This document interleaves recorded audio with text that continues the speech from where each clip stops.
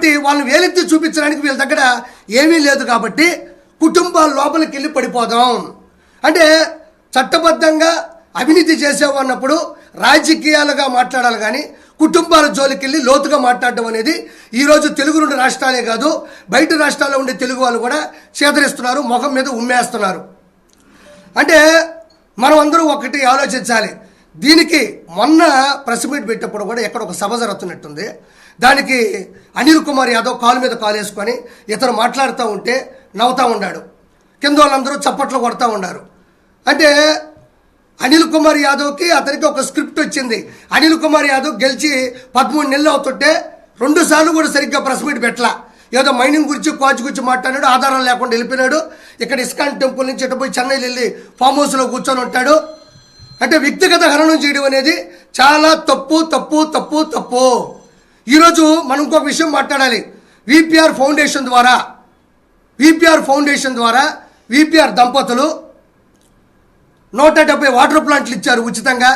VPR school ద్వారా, corporation school ద్వారా ఉచితంగా పిల్లలను చదివిస్తున్నారు. అదేవిధంగా విపిఆర్ వైద్యం ద్వారా ఫ్రీగా వాళ్ళకి వైద్యాన్ని అందిస్తున్నారు. విపిఆర్ నేత్ర ద్వారా కంటి చికిత్స, విపిఆర్ వికాస్ ద్వారా స్పోర్ట్స్ కిట్లు, విపిఆర్ ఇప్పుడు ట్రైసైకిల్స్ కూడా ఇచ్చారు. నాకు ఒకటి మాట్లాడుతున్న కొవ్వూరు ప్రసన్న కుమార్ కానీ అనిల్ కుమార్ యాదవ్ కానీ ఏంటంటే ఆవిడ నిజంగా డబ్బుల కోసమే ఆయన చేసుకొని ఉంటే, డబ్బుల కోసమే ఆశించి వచ్చుంటే నేను నిజాయితీగా మాట్లాడుతూ ఉన్నా. ఈరోజు దాదాపు 500 కోట్ల రూపాయలని ప్రజల కోసం సొంత డబ్బులు ఖర్చు పెట్టారా లేదా? 500 కోట్ల రూపాయలని ఈరోజు ఇక్కడ లక్ష దీపోత్సవం జరగాలన్నా, క్రిస్మస్ జరగాలన్నా, రొట్టెల పండుగ జరగాలన్నా, ఈడ ఏ దైవ కార్యం జరగాలన్నా, ఎలాంటి ప్రకృతి విపత్తు వచ్చినా మొట్టమొదటి స్పందించేది వారు. మరి 500 కోట్ల రూపాయలు వాళ్ళ కాంబినేషన్లో ఖర్చు పెడుతున్నప్పుడు ప్రశాంత్ రెడ్డి గారు ఏమండి మనకు వద్దండి, మనకెందుకు ఇవన్నీ అని ఆయన వెనక్కి లాగేసి ఆ డబ్బులన్నీ కూడా ఆవిడే తీసుకోవచ్చు కదా. మరి ప్రతి కార్యంలో కూడా ముందుండి వాళ్ళిద్దరూ ఎందుకు నడిపిస్తున్నారు? వాళ్ళ కుటుంబాల్లో జరిగేటువంటి పరిస్థితుల గురించి మనకెందుకు?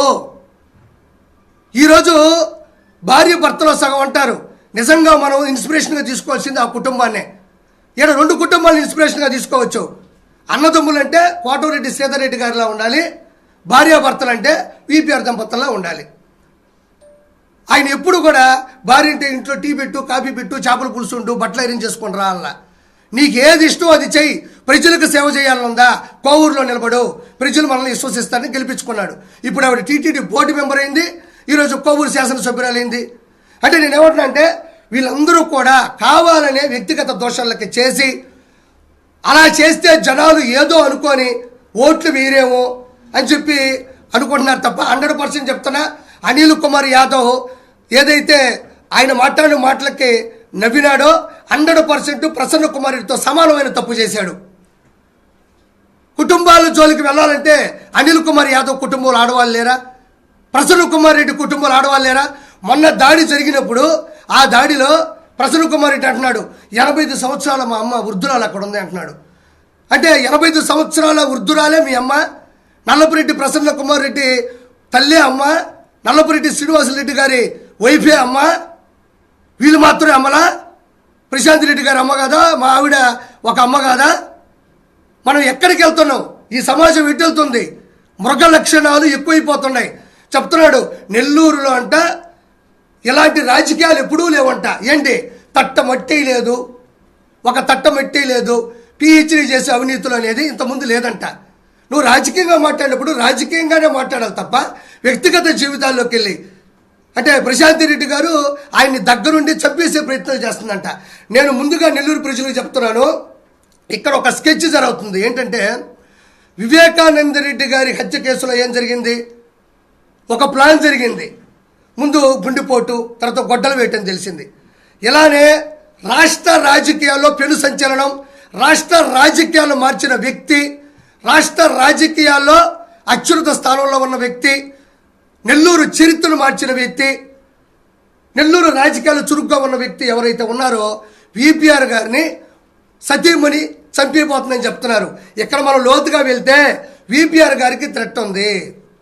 ఎందుకంటున్నానంటే దృశ్యం సినిమాని తలపంచే విధంగా వాళ్ళు స్కెచ్ చేస్తున్నారు. ఆ స్కెచ్ ఏంటంటే ముందుగానే ప్రశాంత్ రెడ్డి గారు ఇలా చేస్తున్నారు, ఇలా చేయబోతున్నారు అని ఒకటి సృష్టించి రేపు వీళ్ళే విపిఆర్ గారిని ఏదో ఒకటి చేసి అది ప్రశాంత్ రెడ్డి గారి మీద నెట్టేసి నెల్లూరు రాజకీయాల్లో ఒక దౌర్భాగ్యాన్ని నింపాలనుకుంటున్నారు. ఇది 100% కరెక్ట్. ఇష్టపడి చేసుకున్నారు. ఆవిడ వచ్చిన తర్వాత ఎంత అదృష్టం కలిసి వచ్చిందంటే ఆయన మరింత ఉత్సాహంతో ముందుకెళ్తున్నారు. ప్రతి ఒక్కరూ వాళ్ళని ఆదర్శంగా తీసుకున్నారు. అది నేను మీడియా సాక్షిగా చెప్తా ఉన్నా. ఆయన్ని ఏదో ఒకటి చేసి అది ప్రశాంత్ రెడ్డి గారి మీద తోసేసి అటు కోవూరును కానీ ఇటు నెల్లూరు ఎంపీలను కానీ ఇలాంటి నీచమైన స్థాయిని చేసేటువంటి పరిస్థితి ఉంది. కానీ ఆయన ద్వారా లబ్ధి పొందిన వాళ్ళు కావచ్చు, విశ్వాసం ఉన్న వాళ్ళు కావచ్చు, కృతజ్ఞతగా ఉన్న వాళ్ళు ఇప్పుడు కూడా ఆయన్ని కంటిపాపలా కాపాడుకుంటారు. ఆయనకు ప్రత్యేకమైనటువంటి రక్షణనివ్వాలి అని నేను మనస్ఫూర్తిగా కోరుకుంటున్నాను. రెండోది, ఇప్పుడు వీరి చలపతిరావు మొన్న ఏదో ఒక ఫేస్బుక్లో కూడా నా మీద పోస్ట్ పెట్టాడు. కిరాక్ కార్పి పెయిడ్ ఆర్టిస్టు, కిరాక్ కార్పి డబ్బులు తీసుకొని చేశాడు అని. డబ్బులు తీసుకొని రావాల్సిన దిగజారే పరిస్థితులు ఆర్పి లేడు. ఆర్పి ఒక మంచి కమెడియన్, ఒక మంచి బిజినెస్ మ్యాన్, ఓ మంచి పొలిటీషియన్ కూడా. వీరి చలపతిరావు అనేవాడు ఒక వీధి రౌడీ. నేను ఒక ఉదాహరణ చెప్తున్నా. చెగువేరా, అర్జెంటీనాలో పుట్టిన చెగువేరా గారు ఇక్కడ మన ఇండియాలో చూస్తూ ఉంటే బైకుల మీద ఆయన ఫోటోలు ఉంటాయి లేదా? ఉంటాయి కదా బాబాయ్. చెగువేరా గారి ఫోటోలు భారతదేశంలో ఫోటోల్లో కారుల మీద కానీ బైకుల మీద కానీ పెట్టుకుంటారా లేదా? ఆయన ఎవరు? ఆయన ఏమన్నా భారతదేశానికి చుట్టవా? భారతదేశం కోసం ఏమైనా పోరాడా? కాదు. బానిసత్వంలో ఉండేటువంటి సమాజాన్ని బయటికి తీసుకురావడానికి అసూలు బాసిన వ్యక్తి ఆయన. కాబట్టి గొప్ప వ్యక్తులు ఎక్కడున్నా కూడా వాళ్ళ ఇన్స్పిరేషన్ అనేది మనం గుండెల మీద లేకపోతే బైకుల మీద కార్ల మీద పెట్టుకుంటూ ఉంటాం. అది కరెక్ట్. నేను కూడా విపిఆర్ గారు లాంటి గొప్ప వ్యక్తుల్ని నా గుండెల్లో పెట్టుకుంటా. చూడండి, నేను ఇప్పుడు కాదు కదా, గత 4-5 సంవత్సరాల క్రితం నుంచి కూడా టాటూ వేసుకున్నాను. నేను ఇదే ఎంజీ మాల్లో నేను ఇల్లు టాటూ వేయించుకున్నా. ఎందుకు? ఇలాంటి గొప్ప వ్యక్తుల పేర్లు నా ఒంటి మీద ఉంటే చూసినప్పుడల్లా నాకు సిగ్గు అనిపించాలి. ఇలా కదా బతకాలి. 10 రూపాయలు సంపాదిస్తే 10 మందికి మనం ఉపయోగపడాలి కదా, నీతి నిజాయితీగా ఉండాలి కదా అని చెప్పి నేను పెట్టుకోవడం జరిగింది. అదే వీరి చలపతిరావు నా మీద చెప్పడం కూడా జరిగింది. వీరి చలపతిరావు అనే వ్యక్తి ఒక వీధి రౌడీ, ఒక వీధి గూండా. వైఎస్ఆర్సీపీ హయాంలో ప్రసన్న కుమార్ రెడ్డితో పాటు ఒక తొత్తుగా ఉంటూ ఎకరాల భూములు కూడా కబ్జా చేశాడు. కొన్ని ఎకరాల భూములు కూడా వీరి చలపతిరావు కబ్జా చేశాడు. ఈరోజు అతను కట్టుకున్నటువంటి ఫామ్ హౌస్ ఎక్కడి నుంచి వచ్చింది?